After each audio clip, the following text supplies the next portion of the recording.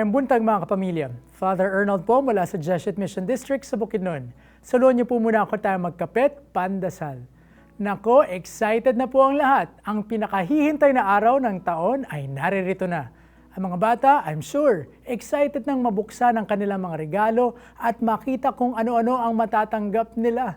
Pero ang isang nakatutuwa din po naman talaga, ang mapansin ko na ang mga magulang, ang mga ninong at ninang, ang mga lolo at lola, tito at tita at kung sino-sino pa na buong galak ding nagbibigay aginaldo o regalo sa kanilang mga bata.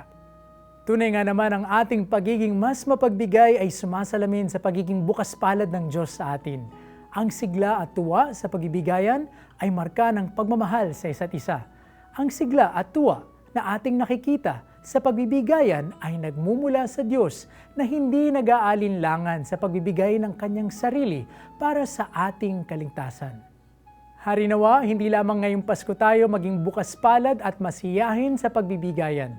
Panatilihin nawa nating buhay araw-araw ang diwa ng Pasko sa pamamagitan ng masayang pagbabahaginan ng ating sarili para sa ating kapwa. Hindi po tayo magdarahop sa ating pagiging bukas palad.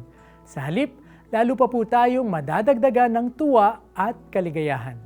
Maligayang Pasko po sa inyo mga kapamilya.